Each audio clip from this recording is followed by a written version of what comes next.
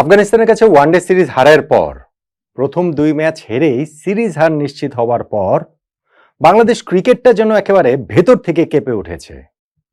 একটা সময়, সেই সময়টা বেশি আগে নয়, ধরুন ১ বছর আগে, ২ বছর আগেও যেটা আমাদের কাছে ছিল অবিশ্বাস্য, যেটা আমাদের কাছে ছিল অকল্পনীয়, যেটা আমাদের কাছে ছিল অচিন্তনীয়, হঠাৎ করে সেটা এখন বিশ্বাস অবিশ্বাসের সীমারেখা ছাড়িয়ে, কল্পনার সীমানা পেরিয়ে আমাদের দুঃস্বপ্নের চিন্তায় জেকে বসছে প্রবলভাবে। বাংলাদেশ কি ২০২৭ বিশ্বকাপে খেলতে পারবে না? ডিরেক্ট কোয়ালিফিকেশনটা কি আমরা করতে পারবো না? সেটা না পারি, আদৌ কি আমরা বিশ্বকাপ খেলতে পারবো কিনা? যেই দলটা সর্বশেষ ৪টা ওয়ানডে সিরিজ টানা হেরেছে, যেই দলটা সর্বশেষ ১১টা ওয়ানডে ম্যাচের মধ্যে 10টা হেরেছে, তার উপরে বিশ্বাস রাখাটা আসলে কঠিন। সেই দলের উপরে আস্থা রাখাটা ভীষণ রকম কঠিন। বাংলাদেশ তাই এখন বরং সমর্থকরা বিভিন্ন যে আইসিসির অ্যাসোসিয়েট কান্ট্রিগুলো রয়েছে, সহযোগী দেশ রয়েছে, সো কল্ড ছোট দেশ রয়েছে, সেই দেশগুলোর রেজাল্টের দিকে আমরা মনোযোগ দিচ্ছি। এই যে নেপাল হারিয়ে দিচ্ছে ওয়েস্ট ইন্ডিজকে, নামিবিয়া হারিয়ে দিচ্ছে সাউথ আফ্রিকাকে, হলো সেটা না হয় টি-20-তে, না হয় সেই টি-20তেই আমরাই তো হারলাম কিছুদিন আগে ইউএইর কাছে, গত বছর হেরেছি ইউএস এর কাছে। টি-20তে যাদের এই অবস্থা, ওয়ানডে ক্রিকেটেও তো তারা বাংলাদেশকে হারিয়ে দিতে পারে। তো কোয়ালিফিকেশনের ফার্স্ট ফেজটা যদি আমরা উতরাতে না পারি, আমরা যদি সরাসরি ২০২৭ বিশ্বকাপে না খেলার যোগ্যতা অর্জন করতে পারি, সেই ক্ষেত্রে এই দলগুলোর সঙ্গে, সম্ভাব্য এই দলগুলোর সঙ্গেই তো খেলতে হবে। তাদের সঙ্গে খেলেই বা কিভাবে আমরা ২০২৭ বিশ্বকাপে খেলবো? ১৯৯৯ সালে প্রথমবারের মতো ওয়ানডে বিশ্বকাপে বাংলাদেশ অংশ নিয়েছে ১৯৯৭ আইসিসি ট্রফি জয়ের মাধ্যমে। এর পরের যতগুলো বিশ্বকাপ হয়েছে, ২০০৩, ২০০৭, ২০১১, ২০১৫, ২০১৯, ২০২৩, কোনো বিশ্বকাপে বাংলাদেশের অংশগ্রহণ এতটা অনিশ্চয়তার মধ্যে ছিল না। গতবার তো বাছাই পর্বে আমরা ৩ নম্বরে থেকে শেষ করেছিলাম। অথচ এইবার বিশ্বকাপের দল সংখ্যা 10 থেকে বেড়ে 14 হচ্ছে, কিন্তু বাংলাদেশ আমরা আদৌ কোয়ালিফাই করতে পারবো কিনা সেই দুশ্চিন্তায় আমাদের ঘুম হারাম হবার জোগাড়, এবং সেটা যৌক্তিক কারণেই। আর ঠিক সেই জায়গাটাতেই আফগানিস্তানের বিপক্ষে সিরিজের শেষ ম্যাচটাও বাংলাদেশের জন্য গুরুত্বপূর্ণ। হ্যাঁ, আমরা সিরিজ হেরে গেছি, এই ম্যাচ জিতলেও আমরা সিরিজ জিতবো না, কিন্তু বিশ্বকাপে কোয়ালিফাই করার ক্ষেত্রে এই ম্যাচটার অসীম গুরুত্ব আছে। এরপর পরে ওয়েস্ট ইন্ডিজের বিপক্ষে আমরা 3 ম্যাচের একটা ওয়ানডে সিরিজ খেলবো। র্যাঙ্কিং এর এই দুইটা দলের মধ্যেই তো এখন আপাতত দেখা যাচ্ছে লড়াইটা হচ্ছে কোয়ালিফিকেশনের লাস্ট স্পটটার জন্য, ডিরেক্ট কোয়ালিফিকেশনের। সো ওই সিরিজটা স্ট্রেইট একটা শুট আউট, স্ট্রেইট একটা টাই ব্রেকারের মতো ফুটবলে। কিন্তু সেই সিরিজের ক্ষেত্রেও আসলে আফগানিস্তানের বিপক্ষে এই সিরিজের লাস্ট ম্যাচ জেতাটা বাংলাদেশের জন্য ভীষণ ভীষণ ভীষণ রকম গুরুত্বপূর্ণ। কেন?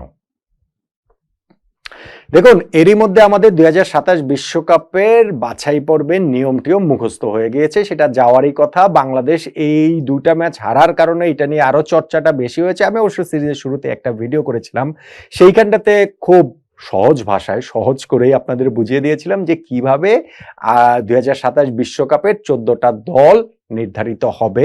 ওই বিশ্বকাপের ঠিক 2 বছর পরে, এই ২০২৭ অক্টোবর নভেম্বরে হবে host country south Africa, Zimbabwe এবং নামিবিয়া। তার মধ্যে নামিবিয়ার ডিরেক্ট কোয়ালিফিকেশন নাই, সাউথ আফ্রিকা এবং জিম্বাবুয়ের ডিরেক্ট কোয়ালিফিকেশন রয়েছে। সেইটা বিশ্ব র্যাঙ্কিং এ তাদের অবস্থান যাই থাকুক না কেন, এই 2টা দেশের বাইরে র্যাঙ্কিং এ যে 8টা দল ২০২৭ সালের 31শে মার্চ টপ 8-এ থাকবে, এই 2টা দেশের বাইরে তারাই কিন্তু সরাসরি বিশ্বকাপের টিকিটটা পাবে, এবং বাকি 4টা দল আসলে নির্ধারিত হবে আরেকটা কোয়ালিফিকেশন ফেজের ভেতর দিয়ে গিয়ে।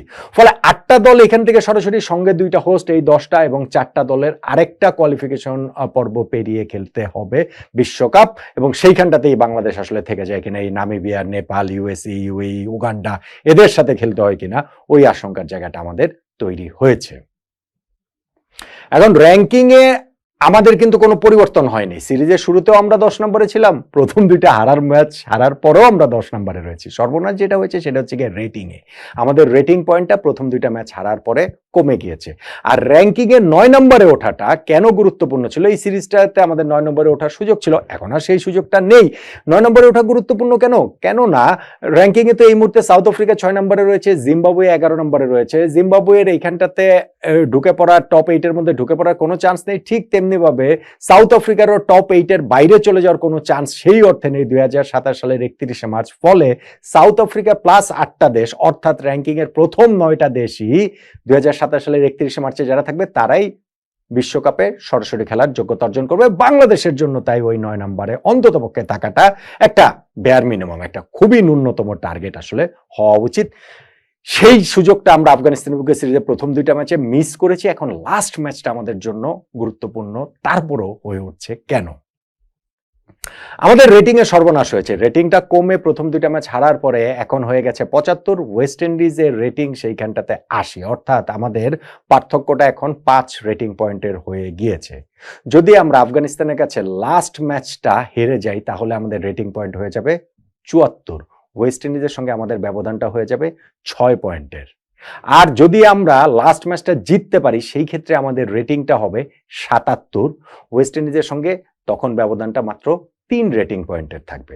Bangladesh West Indies next series যদি আমরা আফগানিস্তানের কাছে লাস্ট ম্যাচটা হেরে যাই, আমাদের রেটিং পয়েন্ট যদি 74 হয়ে যায়, সেই ক্ষেত্রে ওই যে আমি বলছি যে বাংলাদেশ ওয়েস্ট ইন্ডিজ সিরিজটা স্ট্রেট শুট আউট একেবারে টাই ব্রেকারের মতো, ওই সিরিজটাতে তখন বাংলাদেশকে 3 ম্যাচের মধ্যে 3টেই জিততে হবে। আমাদের ওয়েস্ট ইন্ডিজকে হোয়াইট ওয়াশ করতে হবে, বাংলা ওয়াশ করতে হবে, যদি আমরা র্যাঙ্কিং এর 9 নম্বরে উঠতে চাই। এনিথিং লেস দেন, ধরেন আমরা যদি 2-1 ব্যবধানেও সিরিজ জিতি তাহলেও কিন্তু সেই ক্ষেত্রে আমরা র্যাঙ্কিং এর 9 নম্বরে উঠতে পারবো না। হ্যাঁ, জানি যে এরপরে আরো বেশ কিছু সিরিজ রয়েছে 2027 এর 31শে মার্চের আগে, কিন্তু বাংলাদেশ ওয়েস্ট ইন্ডিজ এই সিরিজটা অনেক ক্ষেত্রেই ওই যে ফুটবলে যে 2টা বিগ টিমের মধ্যে খেলা হয় না, 6 পয়েন্টার আর কি, নিজেরা 3 পয়েন্ট পাওয়া, প্রতিপক্ষের 3 পয়েন্ট থেকে তাদেরকে বঞ্চিত করা। সো বাংলাদেশ ওয়েস্ট ইন্ডিজ সিরিজটা ওই দিক থেকে আমাদের জন্য যেমন ওয়েস্ট ইন্ডিজের জন্য ঠিক তেমনি ভাবে ভীষণ ভীষণ রকম গুরুত্বপূর্ণ। কিন্তু সেই সিরিজটাতে যদি আমরা এই আফগানিস্তানের বিপক্ষে লাস্ট ম্যাচটাতে হেরেও ঢুকি তাহলে আমাদের রেটিং পয়েন্ট 74 হয়ে যাবে এবং আমাদের তখন ওয়েস্ট ইন্ডিজকে ওই 3 ম্যাচের 3টাতেই হারাতে হবে যদি র্যাঙ্কিং এ আমরা তাদেরকে টপকে 9 নম্বরে উঠতে চাই। এখন ভাই, যেই দলটা সর্বশেষ 4টা ওয়ানডে সিরিজ হেরেছে, এই সিরিজে যদি আমরা 3 ম্যাচের মধ্যে 3টাই হারি, সেই ক্ষেত্রে গিয়ে দেখা যাবে যে 2023 ওয়ানডে বিশ্বকাপের পর থেকে 20টা ওয়ানডের মধ্যে আমরা 15টাতেই হারবো। মানে আমরা লাস্ট ম্যাচ এর মধ্যে 19টার মধ্যে আমরা 14টা হেরে গিয়েছি এবং আমাদের ওইখানটাতে টেস্টের চেয়ে আমাদের রেজাল্ট খারাপ, আমাদের টি20 চেয়ে আমাদের রেজাল্ট খারাপ। সো এইরকম একটা অবস্থার দল ওয়েস্ট ইন্ডিজের বিপক্ষে 3 ম্যাচের মধ্যে আমরা 3টা কিভাবে জিতবো? আমরা জিতবো না, আমরা জিততে পারবো না। ফলে আমাদের টিমটা আরো অনেক বেশি আনস্টেবল হয়ে যাবে, আরো অনেক বেশি এলোমেলো হয়ে যাবে। আমাদের দলটা কি আসলে এতটা খারাপ যতটা খারাপ দেখাচ্ছে? এখন স্ট্যাটস আসলে কতটা মিথ্যা বলবে? স্ট্যাটস অনেক সময় মিথ্যা বলে বটে, কিন্তু বাংলাদেশের ওয়ানডে টিম সর্বশেষ 4টা ওয়ানডে সিরিজ হেরেছে।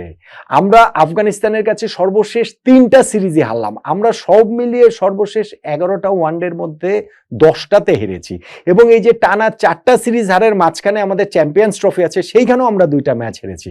সো এইখানটাতে স্ট্যাটস যে আসলে মিথ্যা কথা বলছে অমনটা বলার কোনো উপায় নাই। বাংলাদেশের ওয়ানডে ক্রিকেটের অবস্থা আসলেই করুণ, ভীষণ রকমের করুণ, এবং সেইটা আরো করুণ হয়ে যাবে যদি আফগানিস্তানের বিপক্ষে লাস্ট ম্যাচটা আমরা এই সিরিজে জিততে না পারি। আমরা সিরিজ জিতবো না, কিন্তু ওই ম্যাচ জেতাটা 2027 ওয়ানডে বিশ্বকাপে কোয়ালিফাই করার ক্ষেত্রে বাংলাদেশের জন্য গুরুত্বপূর্ণ। কেননা সেইটা যদি না হয় তাহলে যে অবস্থাতে আমরা ওয়েস্ট ইন্ডিজের বিপক্ষে সিরিজ শুরু করব, ঘরের মাটিতেই না হয় আমরা খেলবো, তারপরে ওই ওয়েস্ট ইন্ডিজকে 3-0 ব্যবধানে হারিয়ে ওই সিরিজেই র্যাঙ্কিং এ আমরা 9 নম্বরে উঠে যাব। ওয়ার্ল্ড কাপের কোয়ালিফিকেশন স্পটটা, ওই জায়গাটা আমরা নিজেদের করে নিব। অত বড় আত্মবিশ্বাস বোধ হয় তখন আর আমরা পাবো না, কিছুতেই পাবো না। সেই কারণে মেহেদী হাসান মিরাজের দলের জন্য ওয়ানডে সিরিজটা হেরে গেলেও এই লাস্ট ম্যাচটা আফগানিস্তানকে হারানো গুরুত্বপূর্ণ, যেন র্যাঙ্কিং এর 9 নম্বরে 10 নম্বরে থাকলেও আমাদের রেটিংটা 75 থেকে কমে 74 না হয়ে 75 থেকে বেড়ে অন্তত পক্ষে 77 হয়। ওয়েস্ট ইন্ডিজের সঙ্গে ব্যবধানটা 6 রেটিং পয়েন্টের না হয়ে অন্তত যেন 3 রেটিং পয়েন্টের হয়। মেহেদী হাসান মিরাজের দল এত হতাশ করার পর প্রথম 2টা ম্যাচে লাস্ট ম্যাচটা থেকে আমাদের আবার একটু আসার জায়গা